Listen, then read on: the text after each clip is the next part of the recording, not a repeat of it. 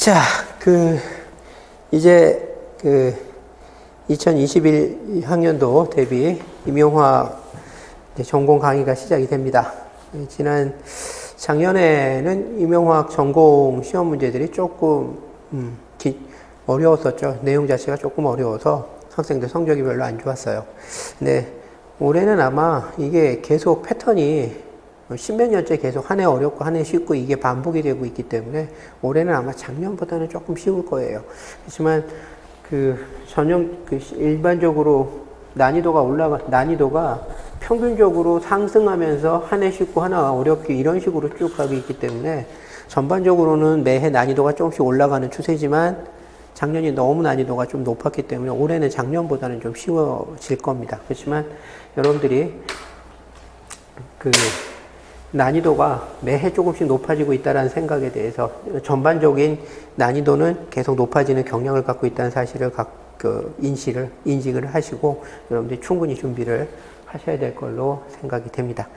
자, 이제 물리화학 강의서부터 이제 시작이 될 거고, 물리화학의 강의의 제일 첫 번째는 항상 모든 책이 다 그러듯이 기체부터 시작이 됩니다.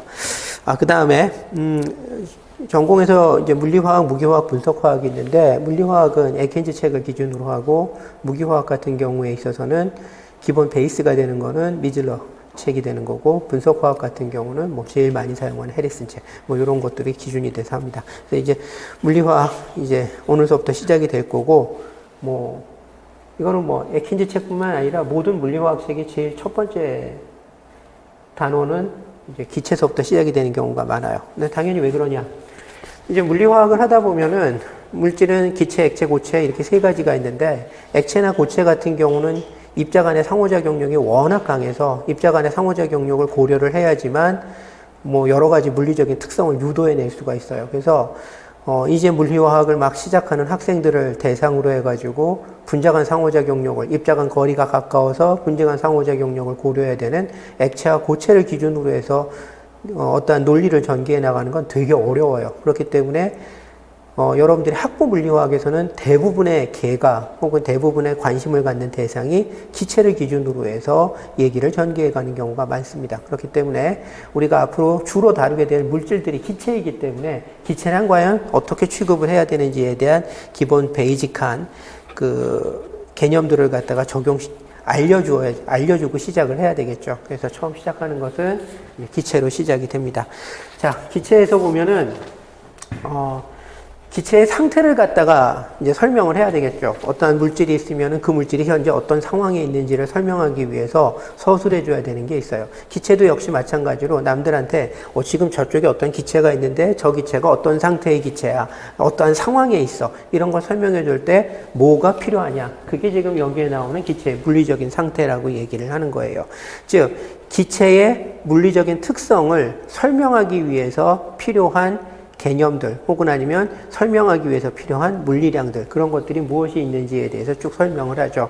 어떠한 기체 집단이 있을 때 그 기체의 특성을 남들한테 설명하기 위해서는 온도, 압력, 부피, 그리고 몰수, 이런 것들을 갖다가 설명하면 그 기체의 물리적인 상태, 상황에 대한 충분한 설명이 될 수 있다라는 겁니다. 그래서 지금 기체의 상태를 설명하기 위해서, 기체의 현 상황을 설명을 하기 위해서는 온도, 압력, 부피, 몰수 이런 것들이 필요한데, 그때 사용이 되는 물리량들에 대해서 이제 조금 더 자세히 알아보도록 합시다. 몰수라고 얘기를 하는 것은 어떤 입자가 6.02 곱하기 10의 23승계가 있을 때 그걸 갖다 1몰이라고 얘기를 하죠. 그래서 계를 구성하고 있는 입자의 숫자가 얼마인지를 갖다가 설명하기 위해서 필요한 것이 몰수고, 그 몰수하고 호환하면서 사용할 수 있는 개념이 이제 질량이 되는 거죠. 어떤 기체의 질량이 얼마가 되느냐, 무게가 얼마가 되느냐, 요거를 이제 설명하면은 몰수 대용해서 사용할 수도 있다라는 얘기예요. 그래서 몰수나 질량이나 이러한 것은 집단을 구성하고 있는 입자들의 개수에 대한 설명을 갖다가 하기 위한 것이다.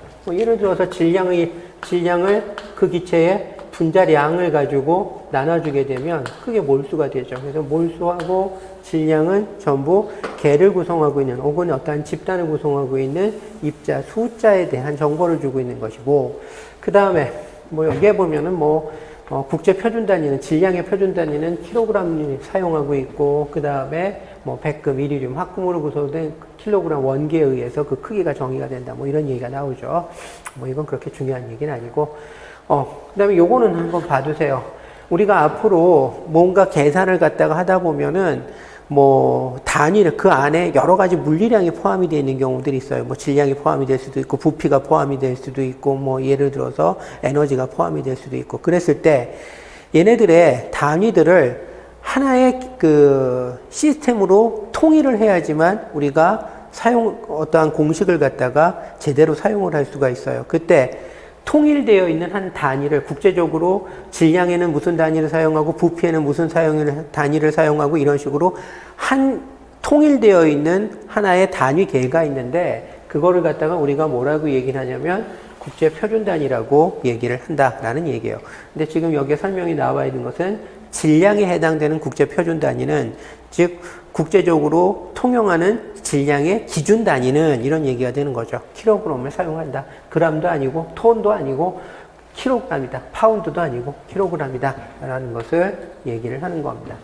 자, 그 다음에 여기 보면은 부피라고 얘기하는 것은 어떠한 집단이 3차원적으로 얼마만큼의 공간을 차지하고 있느냐 그거를 얘기를 하는 거죠. 부피의 단위도 굉장히 많죠. 메타의 3승, 데시미터라고 얘기하는 것은 10의 마이너스 1승 메타를 갖다가 데시미터라고 얘기를 하는데 가로 세로 높이가 전부 10의 마이너스 1승 메타로 되어 있는 정도의 부피 그것을 갖다가 우리가 데시미터의 3승 이렇게 얘기하죠. 그래서 메타의 3승, 데시미터의 3승, 센티미터의 3승, 리터 그 다음에 리터의 1000분의 1에 해당이 되는 밀리리터 이런 것들이 부피의 단위다라는 얘기가 되는 거예요. 그 중에서 표준 단위에 해당이 되는 건 메타의 3승입니다. 그래서 국제 표준 단위에 해당이 되는 것은 메타의 3승을 국제 표준 단위로 사용을 하고 있고 다만 화학의 영역에서는 기체를 다룰 때 기체나 액체를 다룰 때는 메타의 3승이라고 얘기하는 국제 표준 단위도 많이 사용을 하지만 그거 못지않게 비표준 단위인 리터를 많이 사용한다라는 것도 여러분들이 알아두셔야 돼요. 그래서 여러분들이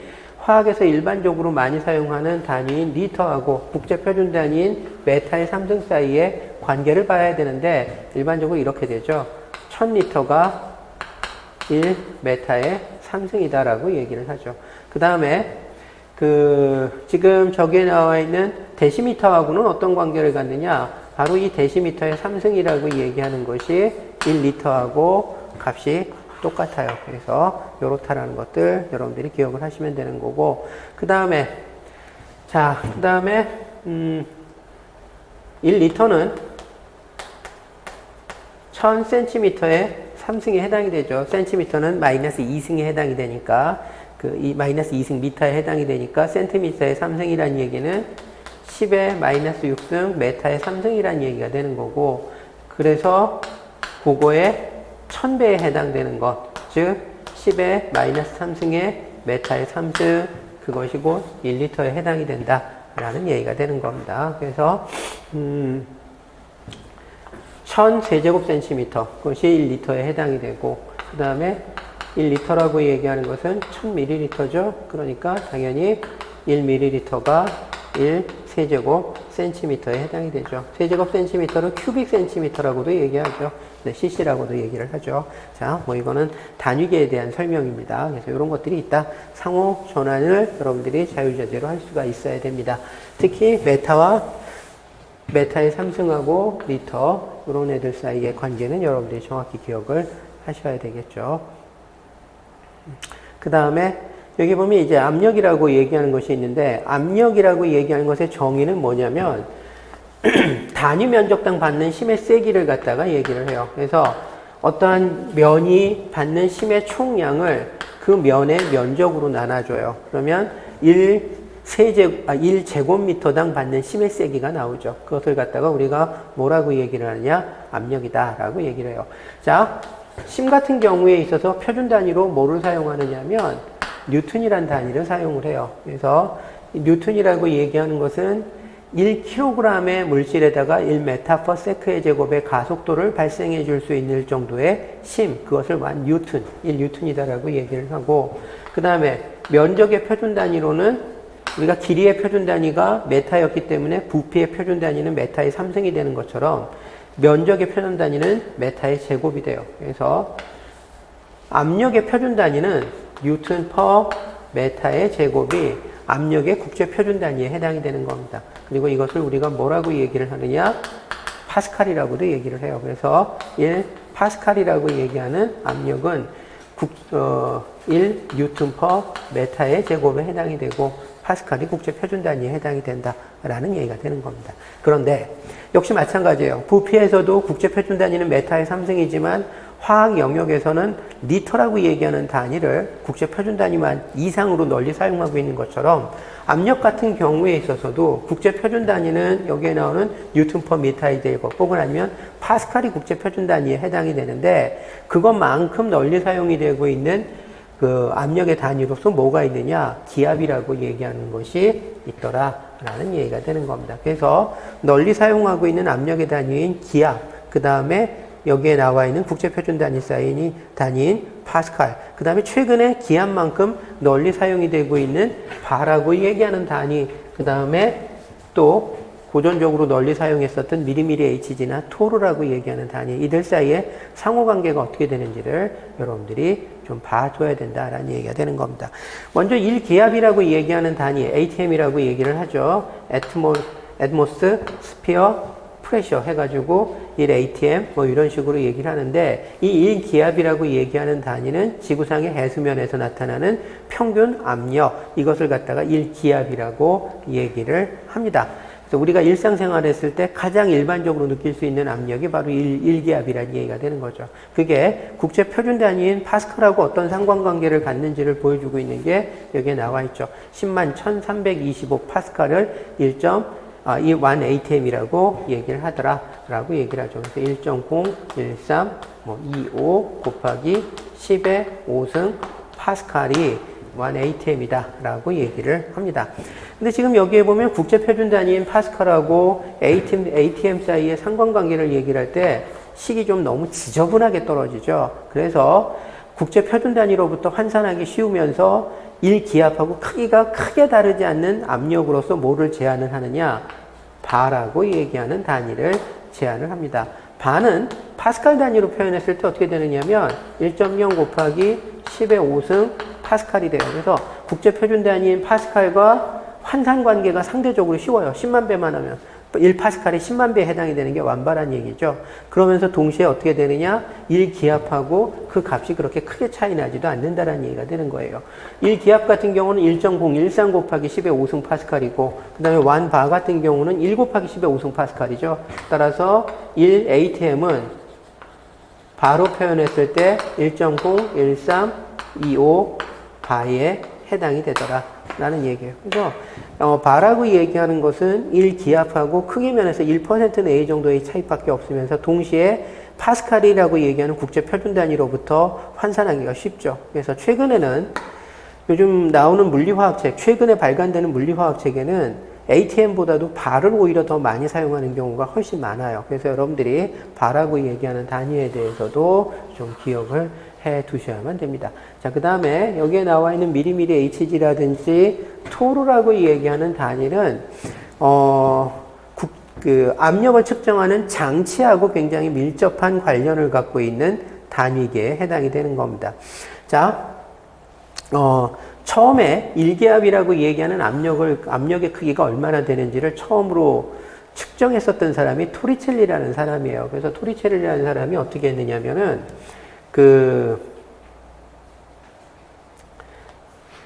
한쪽을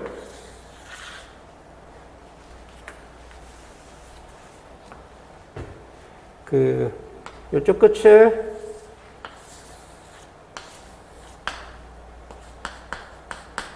진공 상태에다 놓고 공기 중에다가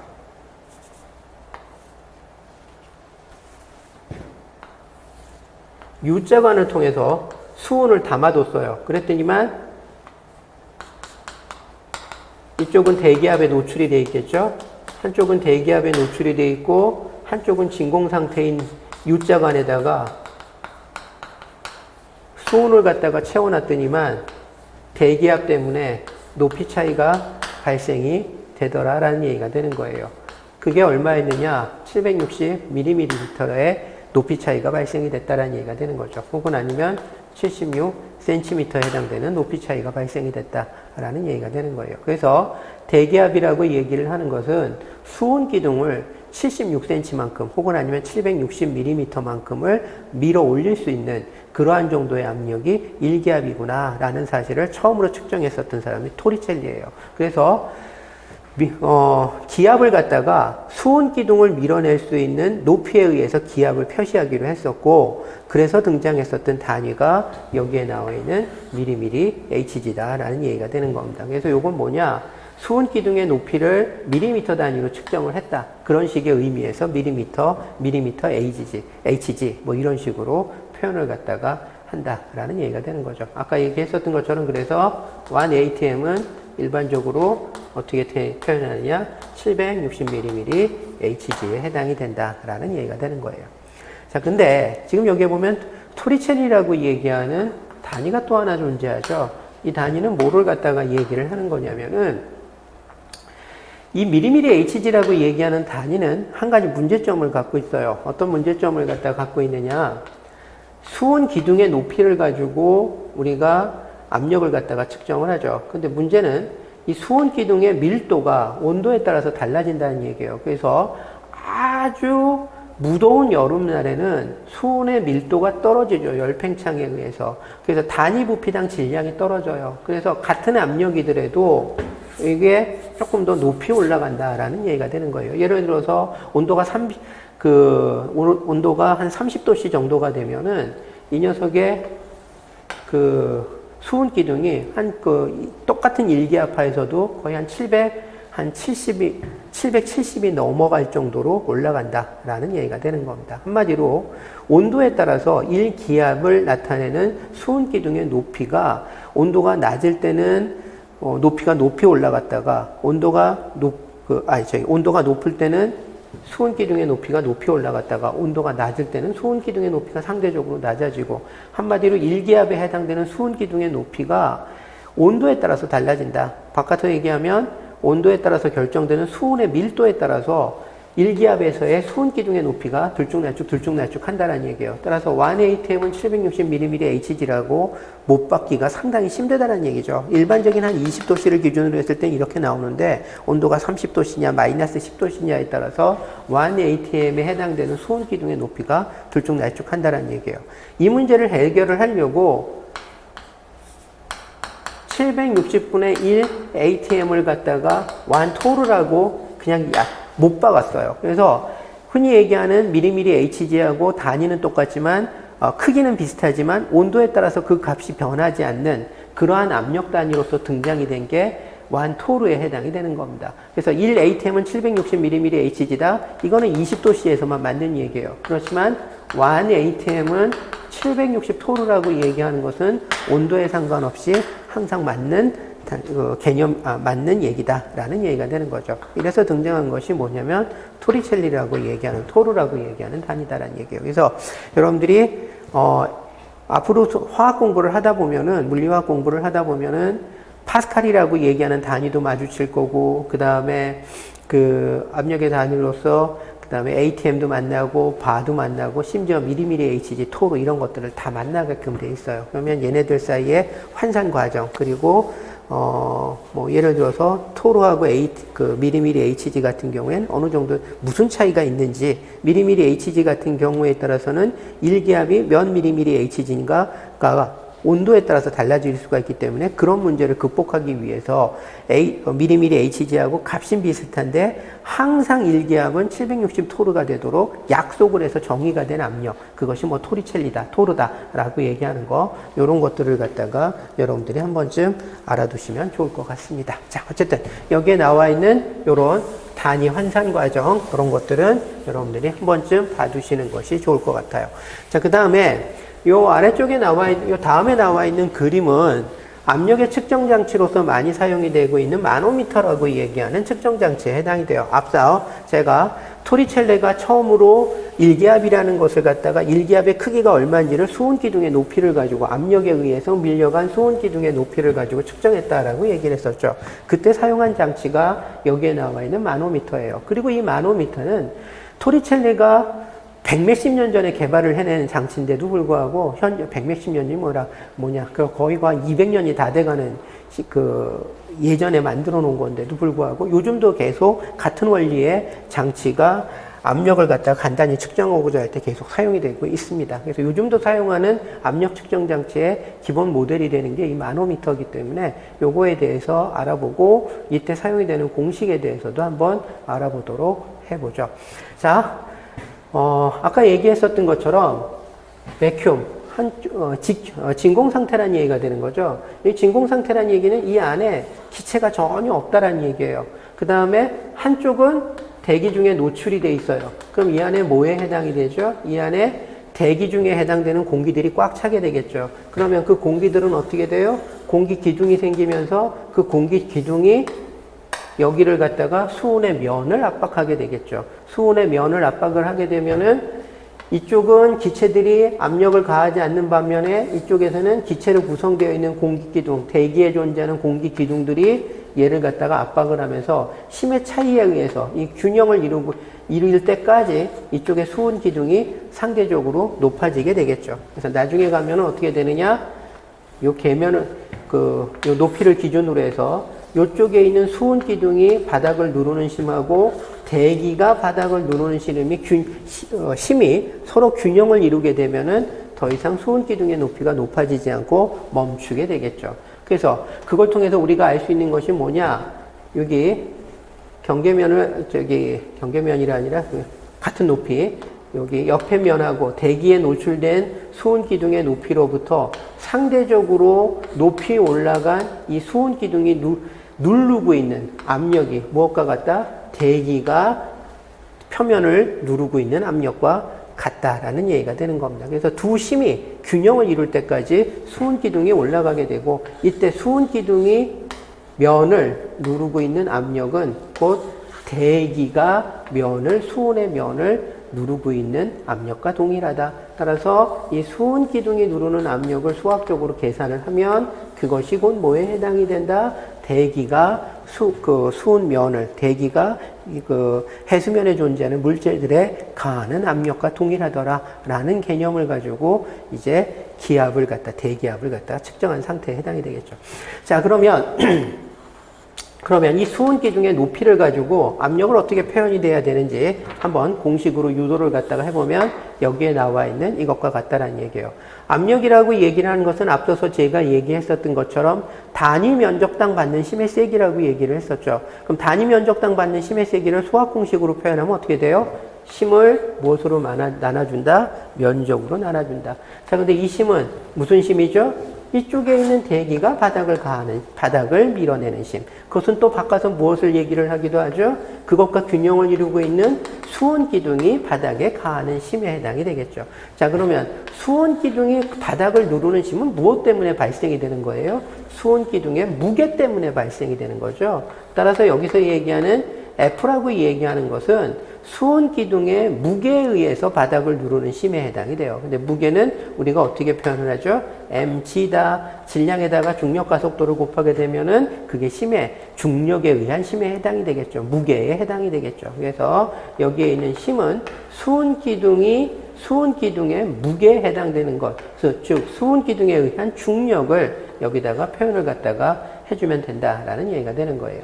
자, 그 다음에 질량이라고 얘기를 하는 것은 보통 어떻게 표현이 돼요? 밀도에다가 부피를 곱하면 되죠. 우리가 밀도라고 얘기하는 것은 물리화학 영역에서 그리스 문자 로로 많이 표현합니다. 로 이렇게 놓고 부피는 결국은 뭐에 해당이 돼요? 이쪽에 있는 수온 기둥의 부피에 해당이 되겠죠. 지금 여러분들이 보는 것처럼 수온 기둥이라고 얘기하는 것은 원기둥이에요. 원기둥의 부피는 어떻게 해주면 됩니까? 면적에다가 높이를 곱해주면 되죠. 면적에 해당이 되는 게 A고 높이에 해당이 되는 게 H죠. 그래서 로 AH에 해당이 되는 것이 질량에 해당이 되는 겁니다. 자, 그러면 여기서 질량에 해당이 되는 것은 로 AH. 그 다음에 G는 중력 가속도죠. 중력 가속도. 그 다음에 이것을 무엇으로 나눠준다고요? 수온 기둥의 면적으로 나눠주죠. 그러면 면적, 분모 분자에서 공통이니까 지워지겠죠. 그래서 어떻게 되느냐? 로 G H다. 자, 이거는 수은 기둥의 밀도에 해당이 되는 거고, 이건 중력 가속도죠. 지표면에서의 중력 가속도니까 9.8 메타 퍼 세크의 제곱. 그래서 이 두 가지는 상수에 해당이 돼요. 따라서 압력은 무엇에 비례한다? 수은 기둥의 높이에 비례하더라. 따라서 결과적으로 수은 기둥의 높이를 이용을 해서 압력을 표현하는 수단으로서 사용을 해줄 수가 있다. 대기압이 진공 상태에 대해서 밀어내는, 대기가 진공 상태에 대해서 밀어내는 높이에 의해서 무엇을 표현할 수 있다? 압력을 대신 표현할 수가 있다라는 얘기가 되는 거예요. 그래서 수은 기둥의 높이를 가지고 760mm, 일기압 상태에서는 760mm만큼의 수은 기둥이 생겼으니까 바로 그 수은 기둥의 높이를 가지고 압력을 표현하는 단위로서 삼았다라는 얘기가 되는 거고. 자, 그 다음에 또 하나는 아까 얘기를 했었던 것처럼 이게 미리미리 HG라고 얘기하는 단위의 약점이 뭐라고 얘기를 했었죠? 온도에 따라서 일기압이 몇 미리미리 HG인지가 달라진다라고 얘기를 했었죠. 그게 미리미리 HG의 단위의 약점이라고 얘기를 했었죠. 그게 여기에도 나와요.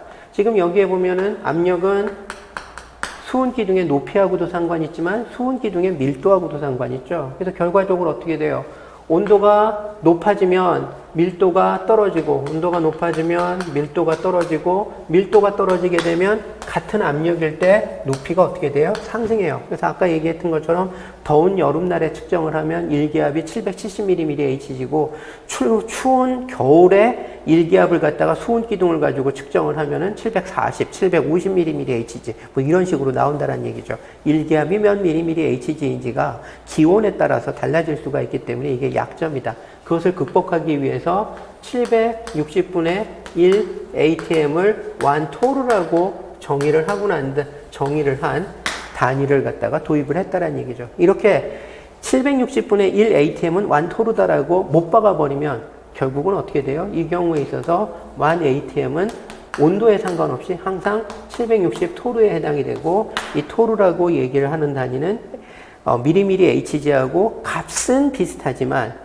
어떻다? 기온에 상관없이 혹은 수은의 밀도에 상관없이 항상 760분의 1 ATM에 해당되는 압력에 해당이 되는 것을 우리가 완토르라고 얘기할 수 있다라고 얘기를 했었죠. 그래서 그러한 개념에 대한 설명, 이게 이제 마노미터에 관련된 공식하고 상관이 있어요. 자, 그 다음에 여기에 보면 P는 이코르 로지 H다라고 얘기하는 공식이 결국은 유도가 됐는데, 이거는 사실은 뭐 이것만 가지고 P는 이코르 로지 H다 이것만 가지고 임용해서 시험 문제가 요거 가지고 독립적인 시험 문제로 나오지는 않아요. 이렇게 간단한 문제를 만들지는 않습니다. 그렇지만 여러분들이 기체에 관련된 얘기를 다루다 보면은 요 공식이 필요한 경우, 문제를 풀기 위해서 필요한 경우가 종종 있어요. 그래서 여러분들이 P는 이코르 압력 P를 갖다가 마노미터로 측정을 했을 때 그 P하고 그 높이 사이에 어떠한 관계가 존재하는지 나타내는 이 공식, P는 이코르 로지 H다라고 얘기하는 것은 물리화학을 할 때 여러분들이 기본적으로 알아야 되는 공식 중에 하나라고 생각하고 좀 알고 넘어가는 게 좋습니다. 이거 자체가 독립적인 시험 문제가 될 수는 없어요. 그렇지만 문제를 풀 때 필요한 자잘한 지식으로는 사용이 될 수가 있기 때문에 여러분들이 공식을 조금 알아두는 게 좋겠죠. 자, 그 다음에 지금 여기에 보면은 두 번째 그림이 있는데, 이 두 번째 그림은, 첫 번째 그림은 한쪽이 백큐մ 상태이기 때문에 수은 기둥의 높이를 이용을 해서 백큐움이라는 얘기는 결국은 기체가 존재하지 않는 상태니까 0ATM 상태라고 얘기를 할 수가 있어요. 그래서 0ATM과 대기압 사이의 압력 차이, 그러니까 정확히 얘기하면 순수한 대기압이죠. 그것이 얼마인지를 수은 기둥의 높이를 가지고 측정하는 거라고 얘기를 할 수 있다면, 그 옆에 나와 있는 그림은 뭐냐면 두 지점의 압력 차이를 우리가 수은 기둥의 높이 차이를 가지고 측정할 수 있다라는 얘기가 되는 거예요. 그래서 한쪽은 대기에 노출이 돼 있어요. 그 다음에 한쪽은 무슨 관등을 통해서 어떠한 장치에 연결이 되어 있을 수가 있겠죠. 그래서 예를 들어서 여기가 뭐 0.2 ATM이다. 그 다음에 대기가 뭐 1 ATM이다. 라고 얘기하면 1 ATM과 어떠한 장치 내부의 압력 차이가 무엇으로 반영이 된다? 수은 기둥의 높이 차이로 반영이 된다라는 얘기예요. 이쪽이 대기압이 0.2 atm보다 0.8 atm만큼 압력이 높죠. 그 높은 압력만큼 상대적으로 여기를 갖다 더 많이 눌러주기 때문에 결과적으로 어떻게 되느냐? 심해 균형이 이루어질 때까지 추가로 수온 기둥이 올라가더라라는 얘기가 되는 겁니다. 이쪽 같은 경우에는 1기압의 압력 차이에 상응하는 수온 기둥의 높이 차이가 발생이 된다면 이쪽 같은 경우에 있어서는 여기가 1기압, 여기가 0.2기압이니까 0.8기압에 해당되는 압력 차이만큼 수온 기둥이 올라가겠죠. 따라서 이 수온 기둥의 높이를 통해서 대기압과 내부 사이에 어떠한 용기 내부 사이에 압력 차이를 갖다가 측정할 수 있더라. 이 경우에 이 높이 차이는 이 경우에 있어서 여기에 나타나는 높이 H는 두 지점의 상대적인 압력 차이가 얼마인지를 보여주는 값이더라 라는 얘기가 되는 거예요. 그래서 마노미터는 대기압을 측정할 수도 있고 백균과 대기 사이의 압력 차이, 대기압을 측정할 수도 있고 그 다음에 대기와 연결되어 있는 어떠한 용기 사이의 압력 차이를 측정할 수도 있고 또 경우에 따라서는 서로 다른 두 용기 사이의 압력 차이를 갖다가 측정하는데도 사용이 될 수가 있다라는 얘기가 되는 거죠. 이런 식으로 해가지고 이런 식으로 연결을 해보면 예를 들어서 여기가 0.7 atm이고 여기가 0.5 atm이다라고 얘기하면 여기가 여기보다 높은 압력을 갖죠. 따라서 어떻게 된다? 두 지점의 압력 차이에 해당되는 수온 기둥의 높이 차이가 발생이 될 수가 있다라는 얘기가 되는 겁니다. 그래서 저기에 나와 있는 마노미터 같은 경우에 있어서는 서로 다른 두 용기 사이의 압력 차이, 대기압과 용기 사이의 압력 차이, 혹은 대기압 이런 것들을 수온 기둥의 높이 차이를 가지고 측정하는 실험 장치에 해당이 된다. 그리고 앞으로도 여러분들이 문제 내에서 혹은 아니면은 문제를 연습하는 과정에서 압력을 표현할 때 마노미터 실험 장치를 종종 볼 수가 있기 때문에 압력을 높이 차이로 표현해주는 P는 이코르 노지 H라고 얘기하는 공식은 여러분들이 기억하는 것이 좋겠다라는 얘기가 되는 겁니다. 자, 그 다음에 기체 상태를 갖다가 묘사할 때 사용이 되는 마지막 물리량은 온도입니다. 온도라고 얘기를 하는 것은 원래 본질적으로 온도가 필요한 것은 열의 흐름 방향을 갖다가 설명하기 위해서 사용이 되는 거예요. 그래서 온도가 높은 쪽에서 낮은 쪽으로 항상 열이 이동을 하죠. 그래서 열이 이동을 할 때 열을 내보내는 곳이 온도가 높은 쪽이고 열을 받는 쪽이 온도가 낮은 쪽이고 해서 열의 흐름의 방향을 갖다 설명하기 위해서 필요한 물리량이 원래는 온도예요. 근데 사실 우리 입장에서는 보통 일반적인 사람의 입장에서는 열의 흐름의 방향을 갖다 설명하기 위해서 필요한 게 온도다. 이거 굉장히 추상적이죠. 보통의 경우는 어떤 걸 온도라고 얘기해요? 만져서 뜨거우면 온도가 높고, 만져서 차가운 느낌이 들면 온도가 낮고, 이런 식으로 생각을 하죠. 어쨌든, 온도라고 얘기를 하는 것은 열의 흐름의 방향을 설명하기 위해서 필요한 것이다. 보통, 열을 내놓는 쪽이 온도가 높은 것이고 열을 받는 쪽은 온도가 낮은 쪽이다. 이런 식의 개념을 설명하기 위해서 존재하는 물리량이 바로 온도라고 얘기하는 개념이다. 일상생활 속에서는 뜨거우면 온도가 높은 거고 차가우면 온도가 낮고 이런 식으로 설명을 한다는 얘기죠. 근데 이런 식의 설명을 듣고 보니까 여러분들이 어떻게 돼요? 부피라고 얘기하는 것이나 혹은 아니면은 질량이라고 얘기하는 것이나 이런 거는 구체적인 개념으로 잡히는데 온도라고 얘기하는 개념은 굳이 어떠한 물리량을 얘기하는지에 대해서 조금은 좀 열의 흐름의 방향을 설명하기 위해서 필요한 개념이다. 이런 식으로 얘기를 해버리면은 굉장히 추상적인 느낌이 들어요. 그래서 온도에 대해서는 조금 더 자세한 설명이 필요합니다. 그래서 온도의 본질에 대해서 이제 조금 더 자세히 설명을 해보려고 해요. 사실,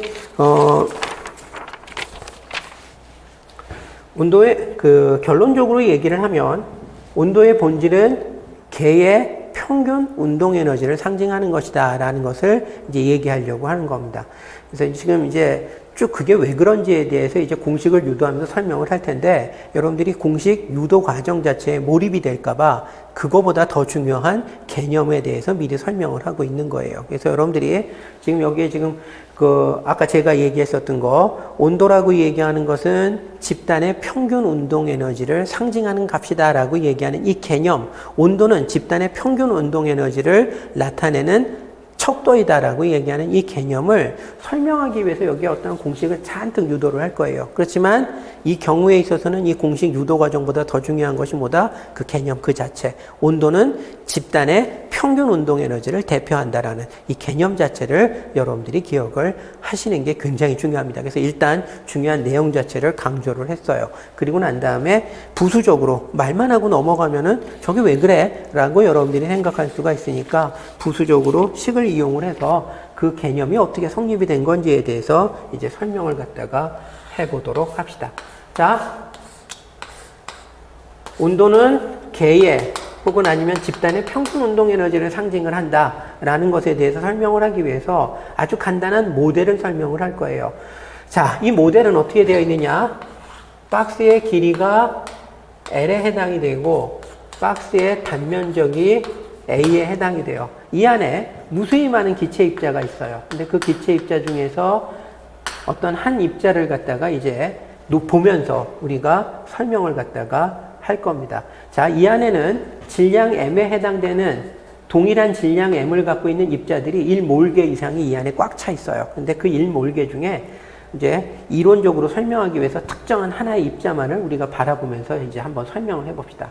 자, 먼저 우리는 온도에 대한 개념을 유도하기 위해서 압력에 대해서 먼저 시작을 할 거예요. 압력은 뭐라고 얘기했었죠? 단위 면적당 받는 힘의 세기라고 얘기를 했었죠. 그러면 이 힘은 어디서 발생이 된 거예요? 기체 입자가 움직이다가 기체 입자가 뭐 이런 식으로 움직이다가 벽면에 가서 꽉 충돌을 할 때 그때 벽면에다가 충돌을 하는 과정에서 힘을 갖다가 주겠죠. 그래서 이 힘이라고 얘기하는 것은 압력을 갖다가 우리가 단위 면적당 받는 힘이라고 얘기했을 때 여기 힘이라고 얘기하는 것은 결국은 뭐를 얘기하느냐? 개 내에 있었던 입자들이 움직이는 과정에서 벽면에 충돌할 때 가하는 힘의 세기를 갖다가 얘기를 한다라고 여러분들이 생각을 하시면 돼요. 자, 그러면 힘이라고 얘기를 하는 것은 공식 자체가 F는 이퀄 ma 이런 식으로 표현이 되죠. 그 다음에 A라고 얘기를 하는 것은 우리가 dt분의 dv 그래서 단위 시간당 변하는 속력의 양을 갖다 속도의 단위 시간당 변하는 속도의 양 그래서 dt분의 dv 여기는 속도 요건 시간이죠. 그래서 단위 시간당 속도가 얼마가 변하는지를 보면 그걸 가속도라고 얘기를 하죠. 그래서 가속도 a는 dt분의 dv라고 표현하고 m이라고 얘기하는 것은 기체 입자의 질량인데 충돌 전후에 기체 입자의 질량 자체가 변하진 않아요. 충돌 전에 기체 입자의 질량이나 충돌 후에 기체 입자의 질량이나 똑같아요. 질량은 동일하기 때문에 이거는 상수죠. 따라서 여기서 D라고 얘기하는 게 변화량을 얘기를 하죠. 이것은 상수이기 때문에 상수이기 때문에 충돌 전후에 변하지 않아서 이 미분기호 혹은 미소 변화량을 상징하는 이 D기호의 내부로 들어갈 수가 있어요. 그래서 우리가 dt분의 m 곱하기 dt분의 dv를 우리가 다시 정리를 하면 m이라고 얘기하는 것은 충돌 전후에 변하지 않는 상수이기 때문에 미소 변화량 기호 d 내부로 들어가서 dt분의 dmv로 표현이 될 수 있고 따라서 이것을 dt분의 dp다라고도 표현을 갖다 합니다. 물리에서 얘기하는 이 p는 압력 p를 얘기하는 게 아니라 운동 양을 갖다가 얘기를 하죠. MV가 운동량이죠. 그래서 이렇게 표현이 돼요. 자, 그러면 자, 이제 이 개념을 이제 이 기체 입자에 대해서 충돌하고 있는 기체 입자에 대해서 적용을 갖다가 해보도록 합시다. 자, 기체 입자가 이쪽 방향으로 운동하고 있어요. 운동 방향을 할 때 속도의 성분을 우리가 세 가지로 표현합시다. 요게 X축, 요게 Y축, 요걸 Y축, 요걸 Z축이라고 얘기를 하면 얘가 V의 속도를 갖고 있을 때 이 녀석은 X축 방향으로는 VX, Y축 방향으로는 VY, 그 다음에 Z축 방향으로는 VZ라고 얘기하는 세 종류의 속도 성분을 갖고 있겠죠. 자, 이때 충돌을 하는 과정에서 Z축 방향의 속도나 Y축 방향의 속도 같은 경우에 있어서는 충돌면에 평행하기 때문에 속도가 변하지 않습니다. 그러면 충돌 전후에 속도가 변하는 것은 누구만 변하느냐? X축 방향의 속도만 변한다라는 얘기가 되는 거예요. 자, 그래서 여기서 기체 입자 하나가 충돌할 때 가하는 심의 세기를 스몰 f라고 얘기를 했을 때 그 기체 입자 하나가 벽면에 충돌할 때 가하는 심의 세기를 스몰 f라고 얘기했을 때 그것은 dt분의 d mv로 표현이 되고, mv는 이제 운동량은 얘기를 하죠. 자, 이때 이 충돌 과정에서 뭐가 변하느냐? V가 변하는데 그 V 중에서도 뭐가 변하느냐? 충돌면에 수직한 X축 방향의 속도 성분만 변하더라 라는 식의 얘기가 되는 거죠.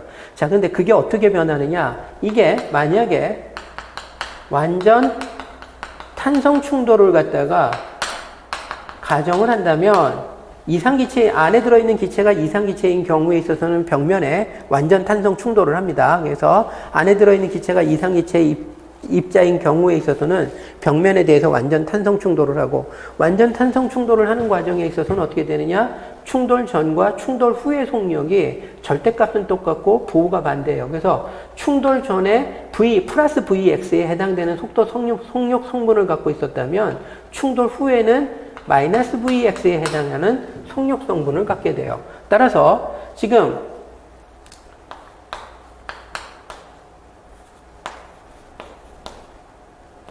이 부분이 어떻게 표현이 되느냐면, 이 dV에 해당이 되는 부분이 어떻게 되느냐면 2Vx, 즉 충돌 전에는 플러스 Vx였고 충돌 후에는 마이너스 Vx가 되니까 X축 방향의 속력 성분이 얼마가 변하죠? 2Vx만큼 변한다라는 얘기가 되는 거예요.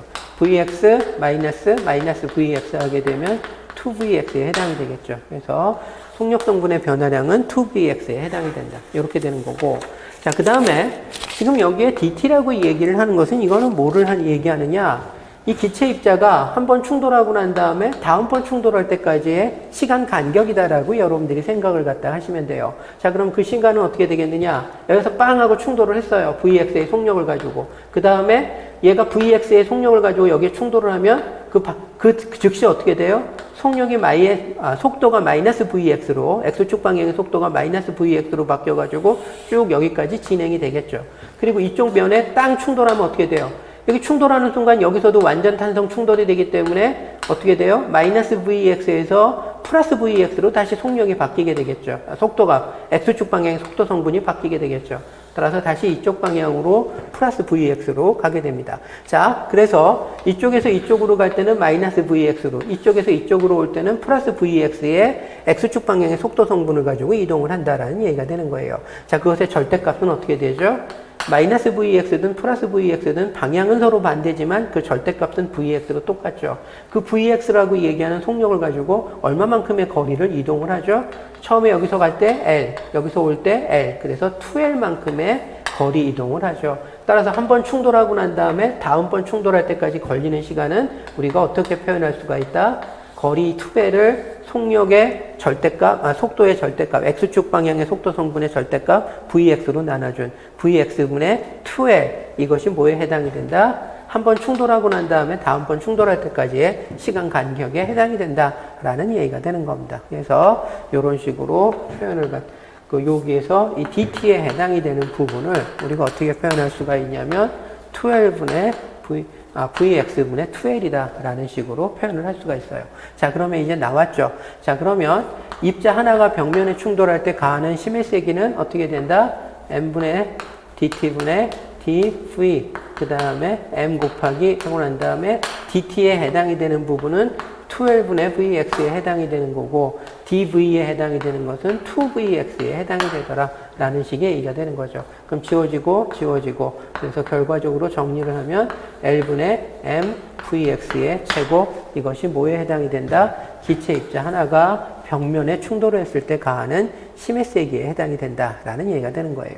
자, 그래서 지금 우리는 뭘 봤냐면 단원자 이상 기체 입자 하나를 기준으로 이 입자 하나가 벽면에 충돌했을 때 벽면에 가하는 힘의 세기가 얼마인지를 갖다가 봤다라는 얘기가 되는 겁니다. 근데 앞서서도 얘기를 했던 것처럼 이 안에는 이런 기체 입자가 몇 몰개가 들어가 있죠?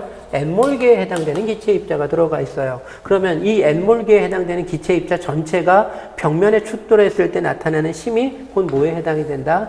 라지 F에 해당이 된다. 스몰 F는 기체 입자 한 개가 벽면에 충돌했을 때 가하는 힘. 근데 우리가 측정하고자 하는 압력하고 상관이 있는 것은 뭐죠? 이 안에 들어있는 기체 입자 전체가 벽면에 가하는 힘이죠. 그래서 우리가 라지 F라고 얘기를 했을 때 이 라지 F하고 기체 입자 하나가 벽면에 가하는 힘 스몰 f 사이의 관계는 어떻게 되겠느냐? 스몰 f는 기체 입자 하나가 벽면에 가하는 힘이고, 라지 f는 개 내에 존재하는 모든 기체 입자가 벽면에 가하는 힘의 세기를 라지 f라고 얘기를 하죠. 그럼 당연히 스몰 f에다가 무엇을 갖다 곱해주면 돼요? 기체 입자의 입자 숫자를 갖다가 곱해주게 되면 그것이 기체 입자 전체가 벽면에 가하는 힘에 해당이 된다라는 얘기가 되는 겁니다. 자, 그러면 지금 여기에 보면은 입자 숫자가 N몰개의 기체 입자가 있을 때 그럼 입자의 실제 총수는 어떻게 돼요? N몰에다가 아보가드로 숫자를 곱하면 되는 거죠. 그래서 몰수에다가 아보가드로 숫자, 넘버 오브 아보가드로 수 하고 난 다음에 여기다가 기체 입자 하나가 벽면에 가하는 힘을 갖다 곱해주면 돼요. 근데 단 주의할 점이 있어요. 이 안에 있는 기체 입자들의 운동 속력은 다 틀리죠? 어떤 녀석은 이런 식으로 충돌하는 녀석도 있을 테고, 어떤 녀석은 비스듬하게 속력과 충돌하는 녀석도 있을 거고, 또 어떤 녀석은 이 속력 자체가 굉장히 빠른 속력을 갖는 녀석이 있을 거고, 어떤 녀석은 속력 자체가 굉장히 느린 속력으로 충돌하는 녀석도 있겠죠. 이 안에 들어있는 기체 입자들의 속력이 천차만별이기 때문에 기체 입자 하나하나가 벽면에 가하는 힘은 다 다를 거예요. 따라서 여기다가 곱해줄 때 뭐를 곱해줘야 된다?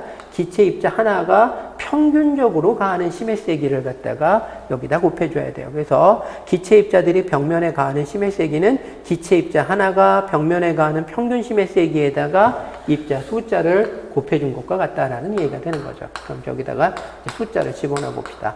N 곱하기 NA 하고 난 다음에 기체 입자 하나가 벽면에 가하는 힘의 세기는 어떻게 된다라고 얘기했었죠? L분의 MVX의 제곱이라고 얘기했었죠. 이것의 평균치를 써줘야 된다라는 얘기가 되는 겁니다. 따라서 결과적으로 기체 입자들이 벽면에 가하는 힘의 세기를 표현하면은 이런 식으로 표현을 갖다가 해줄 수가 있다라는 얘기가 되는 거죠.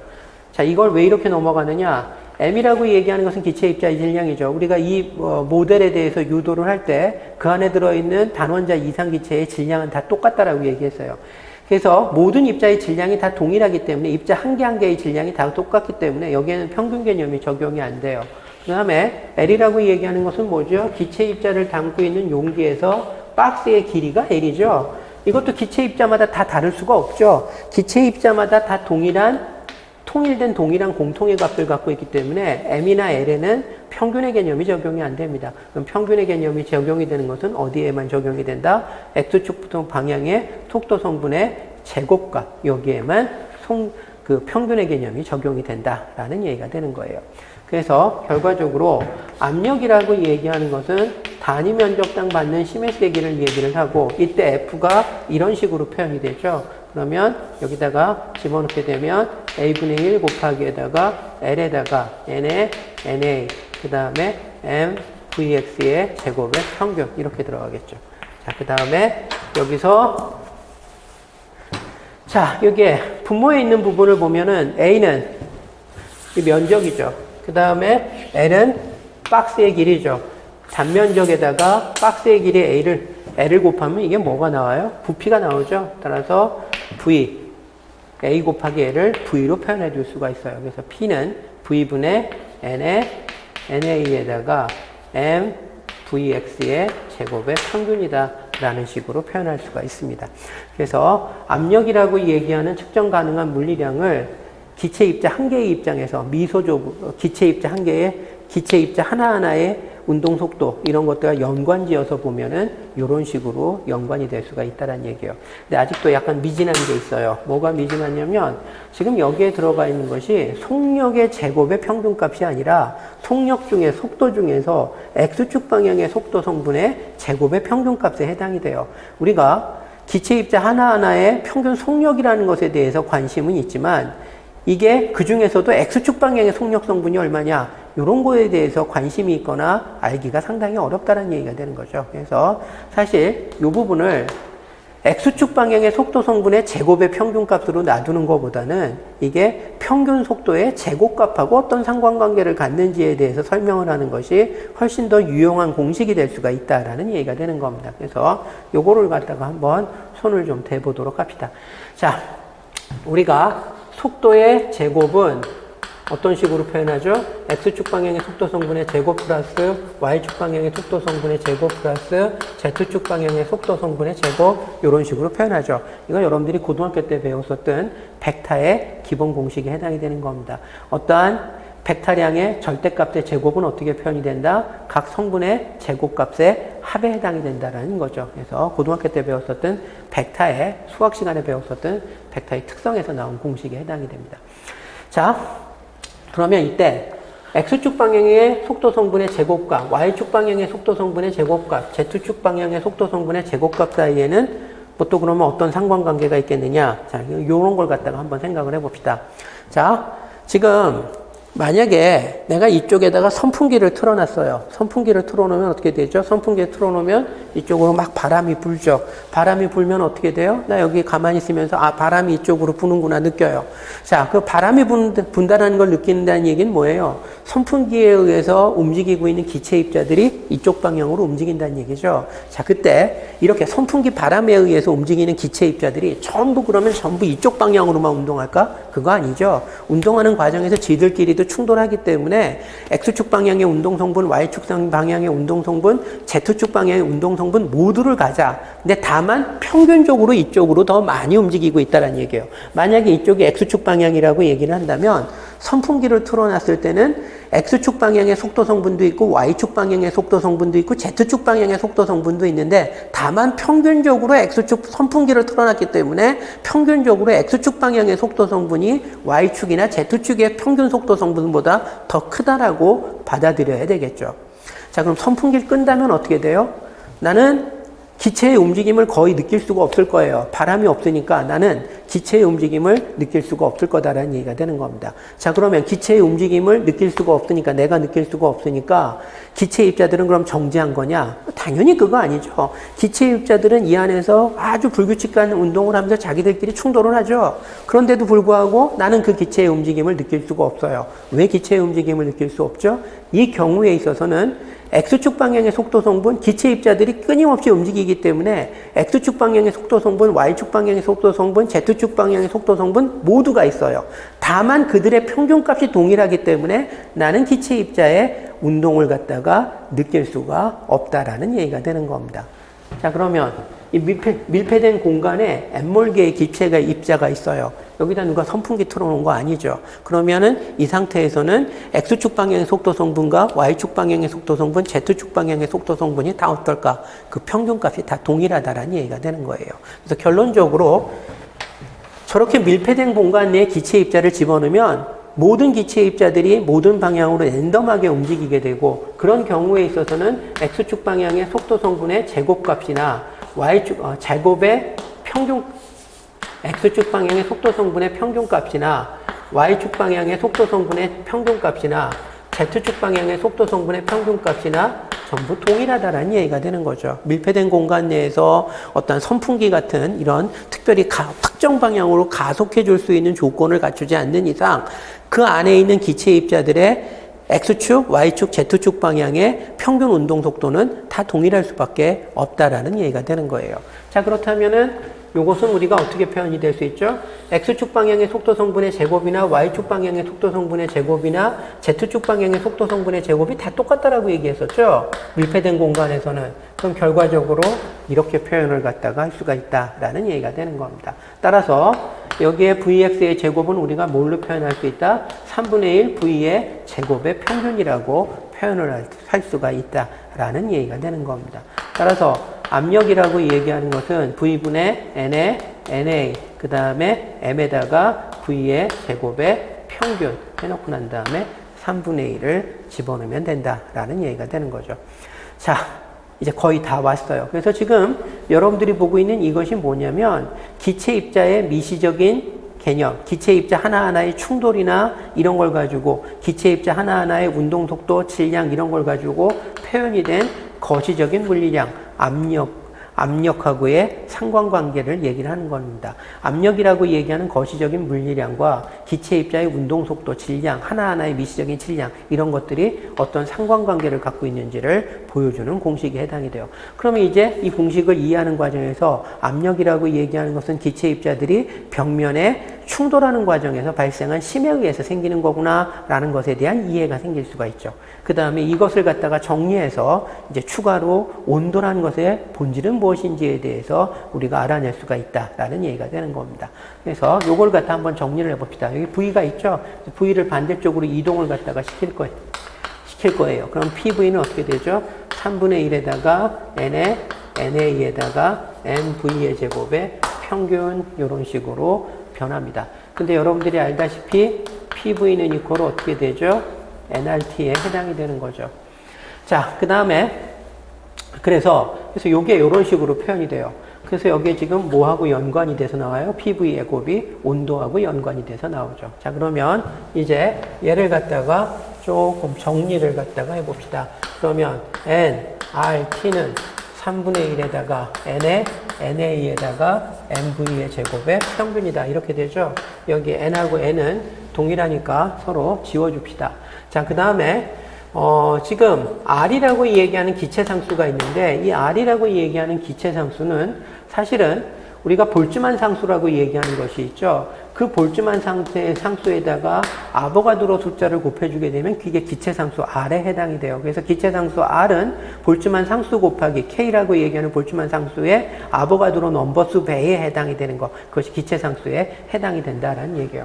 요거는 앞으로도 여러분들이 물리화학을 하는 과정 중에서 공식 유도하는 과정에서 종종 볼 것이기 때문에 여러분들이 기억을 좀 하시는 게 좋습니다. 기체상수 R은 볼츠만 상수의 아보가드로 배수에 해당이 되는 거다라는 얘기가 되는 거죠. 그럼 이제 이것도 여기다 갖다 집어넣어 봅시다. 그러면 K, NA, T는 이코르 3분의 1에 NA에다가 NV의 제곱의 평균이다라는 얘기죠. 그러면 좌우 양변에 넘버 오브 아보가드로가 들어있으니까 지워지고 그 다음에 요 3을 이당을 시키면 3KT는 이코르 MV의 제곱의 평균이다. 이렇게 나오죠.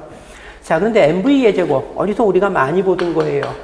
2K는 운동에너지죠. 2분의 1 MV의 제곱에 해당이 되죠. 그럼 MV의 제곱은 뭐에 해당이 되는 거예요? 운동에너지의 2배에 해당이 되는 거죠. 그래서 2EK는 이코르 3KT다. 그래서 결론적으로 어떻게 되느냐? 입자의 평균 운동에너지. 이게 MV의 제곱은 MV 여기서 V의 제곱이 평균 속도죠. 속도의 제곱의 평균값에 해당이 되죠. 따라서 이것도 역시 마찬가지로 평균 운동 에너지의 2배다라고 표현을 갖다가 해줘야 되죠. 자, 그럼 최종적으로 정리를 하게 되면 이렇게 되겠죠. 평균 운동 에너지는 어떻게 표현이 된다? 2분의 3 KT로 표현이 됐다. 그래서 최종적으로 유도한 공식 이거를 갖다가 여러분들이 기억을 하시면 돼요. 유도 과정은 그냥 이해하고 넘어가도록 하세요. 뭐 이런 식의 유도를 사실은 연력학 하면서는 이렇게 미시적으로 연결하는 공식은 아마 별로 볼 일은 없을 거예요. 그렇지만 어쨌든 이런 식의 유도 과정을 거치면 기체 입자들의 하나하나의 운동 속력, 운동량 이러한 미시적인 특성을 온도, 압력, 부피라고 얘기하는 거시적인 특징으로 이렇게 연결시킬 수가 있구나. 모델화해서 이런 것들을 그냥 한 번씩 봐뒀다라는 것에 대해서 그냥 의미를 두고 넘어가시면 되고 최종적으로는 여기에 나와 있는 이 공식을 갖다가 봐주시면 됩니다. 이 공식이 의미하는 바는 뭐예요? 온도는 무엇과 연결이 된다? 평균 운동에너지와 연결이 된다라는 얘기가 되는 거죠. 어떤 식으로 연결이 된다라는 얘기가 되는 거죠? 이런 식으로 2분의 3 KT 이 공식 자체는 여러분들이 기억을 하시기 바랍니다. 앞으로도 여러분들이 종종 볼 일이 있어요. 그래서 지금 우리는 이제 단원자 이상기체를 모델로 해서 사용을 했는데 결과적으로 여기서 얘기하고자 하는 바는 뭐냐? 이 안에 어떠한 기체 입자가 있을 때 그들의 평균 운동 에너지가 무엇에 반영이 된다? 온도로 반영이 된다. 우리가 뜨겁다, 차갑다라고 느끼는 것은 본질적으로 무엇을 느끼는 것이다? 내가 접촉하고 있는 집단의 평균 운동 에너지를 느끼는 것이다 라는 얘기예요. 내가 어떠한 따뜻한 물에다가 손을 갖다 탁 집어넣어서 아 뜨거워하고 느꼈어요. 근데 뭘 느낀 거야? 아, 그 물 안에 있는 입자들의 평균 운동 에너지가 높다라는 것을 느낀 거다라는 얘기가 되는 겁니다. 자, 반면에 내가 어떠한 얼음물에다 손을 집어넣고 난 다음에 차다라고 느꼈어요. 뭘 느꼈다라는 얘기가 되는 거죠. 그 얼음 속을 구성하고 있는 입자들의 평균 운동 에너지가 낮다라는 것을 느낀 거다라는 얘기가 되는 거예요. 그래서 평균 운동 에너지의 높고 낮음, 그것과 관련되어 있는 물리량이 뭐다? 바로 온도다라는 얘기가 되는 거죠. 그래서 지금 우리는 기체 입자 하나의 충돌을 가지고 시작을 해가지고 압력이라든지 온도라든지 하는 거시적인 물리량이 기체 입자의 운동과 어떻게 연결이 되어 있는지를 이해하는 과정을 거쳤다는 얘기예요. 압력이라고 얘기하는 것은 기체 입자들이 움직이면서 벽면에 의해 가하는 힘에 의해서 발생이 되는 거고, 온도라고 얘기를 하는 것은 기체 입자의 평균 운동 에너지를 표현을 하는 거다. 이런 것들을 우리가 배웠다라고 기억을 하시고 넘어가시면 됩니다. 그 다음에 단원자 이상 기체에서의 평균 운동 에너지하고 온도는 어떤 상관관계를 갖는다? 여기에 나와 있는 것과 같은 상관관계를 갖는다라는 사실을 여러분들이 이해하시고 넘어가시면 돼요. 물론 이게 단원자 이상기체가 아니라 다른 종류의 이상기체로 넘어가면 뭐 2원자 이상기체, 3원자 이상기체 이런 걸로 넘어가면 식의 형태가 조금씩 달라져요. 그렇지만 항상 공통적인 특징은 뭐냐? 온도는 무엇과 연관이 된다? 그 입자들의 평균 운동 에너지하고 상관이 된다라는 얘기예요. 단원자 이상기체일 때는 이렇게 표현이 되고, 뭐 선형 다원자 이상기체인 경우에 있어서는 뭐 2분의 5kg로 표현이 되고, 이런 식으로 공식의 형태는 조금씩 달라지지만 본질적으로 온도는 입자의 평균 운동 에너지와 관련되어 있는 물리량이라는 사실은 변하지 않는다라는 얘기가 되는 겁니다. 자, 그 다음에 여기 보면은 온도의 단위가 나와 있는데, 온도의 단위는 압력만큼 여러 개를 사용하지는 않아요. 압력에서는 아까 보면 단위 자체가 어마무지하게 많았죠. 근데 온도의 단위는 섭씨 온도, 그 다음에 서구권, 특히 영미권 사람들이죠. 유럽 사람들 중에서 독일이나 프랑스 말고, 뭐 이태리, 스페인 이런 사람들 말고 영국, 미국 애들 같은 경우는 화씨 온도라는 것을 사용을 하죠. 그래서 섭씨 온도, 이건 공통적으로 제일 많이 사용하는 온도고, 그 다음에 영미권에서는 화씨 온도 사용하기도 하고, 그 다음에 과학계에서는 무엇을 사용한다? 절대 온도를 사용을 한다는 얘기예요. 그런데 화씨 온도는 우리나라에서 거의 사용을 안 하는 거니까 우리나라에서 일상생활에서 널리 사용하는 섭씨 온도하고 과학계에서의 온도의 표준 단위인 절대 온도 사이의 상호관계만 여러분들이 아시면 될 거예요. 자, 섭씨 온도라는 건 여러분들이 다들 중고등학교 때부터 배웠던 것처럼 물의 일기압하에서 물의 어는 점 온도를 0도, 그 다음에 일기압하에서의 물의 끓는 점 온도를 100도라고 정의를 하고 그 사이의 관계를 100등분을 해서 1도와 1도 사이의 간격을 결정을 하죠. 그래서 그런 식으로 결정이 되는 게 섭씨 온도예요. 반면에 절대 온도라고 얘기하는 것은 1도와 1도 사이의 간격은 절대 온도와 동일하나 무엇을 달리게 한다? 0도의 기준을 달리게 한다는 얘기죠. 그래서 절대 온도하고 섭씨 온도 사이에 비교를 해보면 섭씨 온도와 절대 온도는 1도와 1도 사이의 간격은 똑같아. 다만 0도의 기준이 물의 일기압하에서 물의 어는 점 온도를 0도를 기준을 잡은 건 섭씨 온도에 해당이 되는 거고, 이상기체의 부피가 제로가 되는 온도를 갖다가 0도로 잡은 것을 우리가 뭐라고 얘기를 하느냐? 절대 온도라고 얘기를 해요.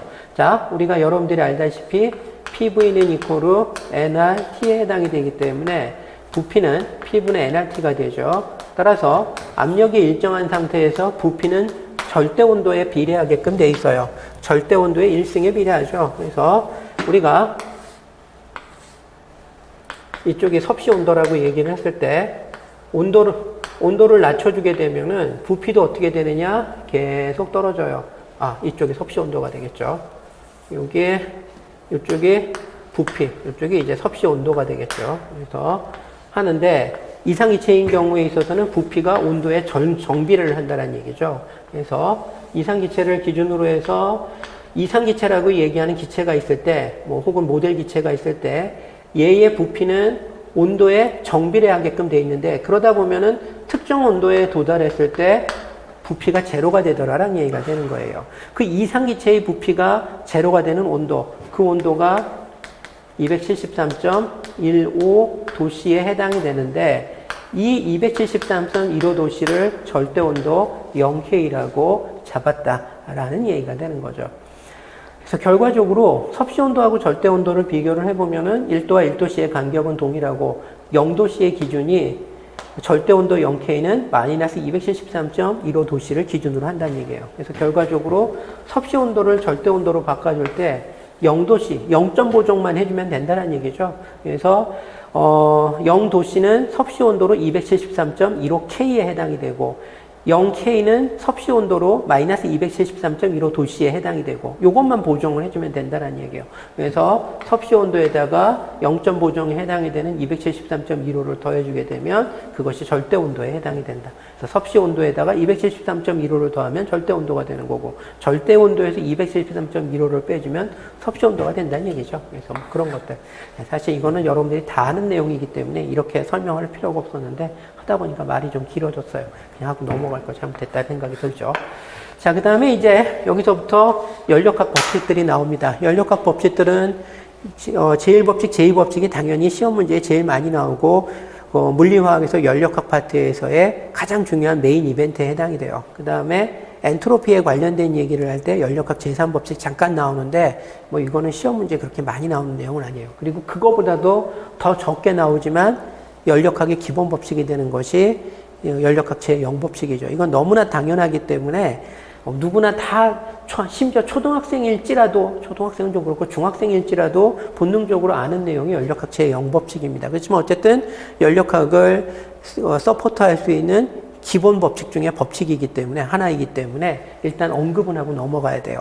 연력학 제0법칙이라고 얘기를 하는 것은 여기에 나오는 것처럼 A와 B가 열적 평형을 이루고 B와 C가 열적 평형을 이룬 상태라면 A와 C가 열적 평형을 이룬다라는 3단 논법이에요. 그래서 이거는 무슨 얘기냐면 열적 평형이라고 얘기를 했는데 열적 평형 상태라고 얘기를 하는 것은 어떤 상태를 얘기를 하느냐. A와 B가 열적 평형을 이루고 있다. 이 얘기는 무슨 얘기냐면 A에서 B로 들어가는 열량하고 B에서 A로 가는 열량이 서로 동일한 상태, 이 상태를 열적 평형 상태라고 얘기를 하는 거예요. 두 개 사이에 이동하는 열의 양이 동일한 상태, 이러한 것을 열적 평형 상태라고 얘기를 해요. 그러면 이러한 열적 평형 상태는 언제 얻어지느냐?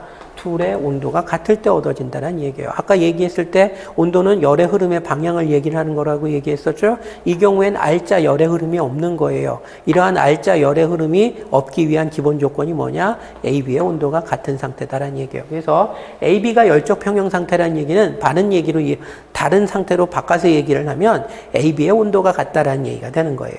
그 다음에 B, C가 열적 평형 상태라는 얘기는 B, C의 온도가 같다라는 얘기죠. 그럼 당연히 A, B의 온도가 같고 B, C의 온도가 같으면 A와 C도 온도가 같을 수밖에 없겠죠. 따라서 A와 C 사이에도 열적 평형 상태에 도달한다라는 얘기가 되는 겁니다. 뭐 너무나 당연한 얘기, 이것이 연력학 제0법칙에 해당이 된다라는 얘기가 되는 겁니다. 자, 이제 뭐 1시간 동안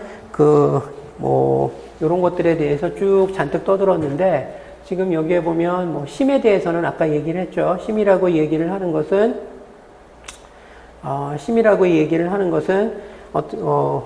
어떠한 입자에다가 가속도를 가해 줄 때 필요한 물리량, 그것을 갖다가 심이라고 얘기를 하죠. 그래서 표준 단위로 표현하면 1kg의 질량을 갖고 있는 입자에다가 1m/s의 제곱의 가속도를 발생해 줄 수 있는 물리량, 이것을 우리가 1뉴턴이라고 얘기를 하죠. 그래서 1kg에 해당되는 물질에다가 1m/s의 제곱의 가속도를 발생해 시켜준다라고 얘기해서 1kg m/s의 제곱, 이것을 심의 표준 단위로 사용을 하고 1kg m/s의 제곱에서 kg m/s의 제곱을 매번 들고 다니기가 귀찮아서 하나의 단위로 표현한 게 뉴턴이라고 얘기를 하는 겁니다. 그래서 1뉴턴이라고 얘기하는 힘은 1kg짜리 물질에다가 1m/s의 제곱에 해당되는 가속도를 발생시켜 줄 수 있는 원인이 되는 값, 물리량, 그것을 우리가 1뉴턴이라고 얘기를 한다라는 얘기가 되는 거고. 자, 여기서 에너지라고 얘기하는 것은 일을 할 수 있는 능력이에요. 자, 그러면 일이라고 얘기를 하는 것은 뭐냐? 일이라고 얘기를 하는 것은 어떠한 물질에다가 F의 힘을 가해요. 그리고 난 다음에 힘의 방향으로 얼마를 이동을 했느냐. 힘을 준 상태에서 힘의 방향으로 얼마를 이동을 했느냐. 그걸 가지고 이 물질에다가 해준 일의 양을 갖다가 표현을 합니다. 즉, 얘한테 내가 F만큼의 힘을 가하고 난 다음에 얘를 S만큼 이동을 시켜줬어요. 그때 이 입자에다가 가한 일의 양은 얼마냐? 가한 힘의 세기에다가 이동 방향 S를 갖다가 곱한 걸 가지고 표현한다는 얘기예요. 이것을 work, 일이라고 얘기를 갖다 한다는 얘기가 되는 거죠.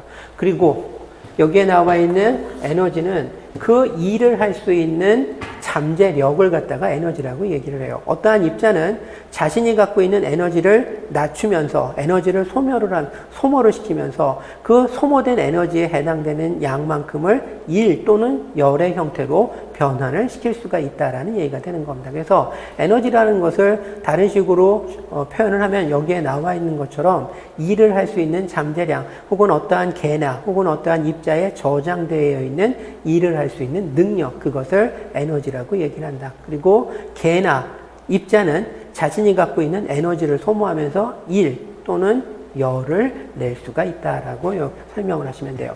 지금 여기에 나와 있는 FS는 일의 단위예요. 그런데 에너지라고 얘기한 것은 저장되어 있는 일의 양을 얘기를 하기 때문에 일의 단위하고 에너지의 단위는 서로 동일합니다. 그래서 아까 우리가 일의 표준 단위는 그럼 뭐가 됐는지, 그 다음에 따라서 에너지의 표준 단위가 뭐가 되는지를 한번 보면, 아까 일이라고 얘기를 하는 것은 어떠한 물질의 가한 힘을 가지고 이동시킨 거리를 갖다 힘과 그 힘의 방향으로 이동한 거리의 곱으로 표현이 된다라고 얘기했었죠. 힘의 표준 단위는 뭐라고 얘기했었죠? 킬로그램 메타 퍼 세크의 제곱 혹은 그것을 단순화시켜서 표현한 뉴턴이라고 얘기했었죠. 이동한 거리의 표준 단위는 뭐죠? 거리의 표준 단위는 메타죠. 그래서 뉴턴 메타라고 얘기하는 것을 우리가 일의 표준 단위로 사용을 해요. 즉 1뉴턴 메타라고 얘기를 하면은 1뉴턴의 힘을 가지고 1메타를 이동을 했다라는 얘기예요. 어떠한 물질 혹은 어떠한 집단에다가 1뉴턴만큼의 힘을 가하면서 1메타를 이동을 하면은 그것을 1뉴턴 메타의 일을 하였다라고 얘기를 하죠. 그리고 역시 마찬가지예요. 뉴턴 메타는 아까 뉴턴이라고 얘기하는 단위가 이런 단위를 가졌죠. 킬로그램 메타 세크의 제곱이라고 얘기했었죠. 거기다가 메타를 더 곱했기 때문에 킬로그램 메타의 제곱 퍼 세크의 제곱에 해당되는 것으로 표현할 수가 있다는 얘기예요. 역시 또 마찬가지. 뉴턴 메타라고 얘기해서 단위의 곱의 형태로 끌고 다니기는 단위를 시계 형태로 표현하기는 버거우니까 이것을 하나로 압축해서 표현할 수가 있죠. 그것이 뭐냐면 줄이라고 얘기를 하는 겁니다. 줄이라고 얘기하는 1줄이라고 얘기하는 것은 어떠한 입자에다가 1뉴턴만큼의 힘을 가하면서 그 힘의 방향으로 1m 동안 이동을 했을 때 이것을 우리가 1줄이라고 표현을 한다는 얘기예요. 그 다음에 앞서서 얘기했었던 것처럼 에너지라는 것은 저장된 일의 양을 얘기를 하기 때문에 혹은 일을 할 수 있는 잠재력을 표현을 하기 때문에 일의 단위와 에너지의 단위는 동일하다라고 얘기를 했었죠. 따라서 여기에 나와 있는 일의 단위인 줄은 동일하게 에너지의 단위로도 사용이 될 수 있다라고 생각하시면 된다라는 얘기가 되는 겁니다. 그래서 이런 것들에 대한 설명이 나와요. 그래서 지금 이게 앞으로 여러분들이 연력학에서 배우게 되는 아주 기초 물리 개념들에 대해서 설명하고 있다라고 생각을 하시면 됩니다. 자, 여기서부터 이제 본격적으로 화학으로 넘어가죠. 여기서부터 이상기체, 실제기체의 상태 방정식에 대한 얘기가 나오는데 시간이 1시간 이상 지났으니까 잠깐 쉬었다가 이어서 진행을 하도록 합시다. 잠깐 쉽시다.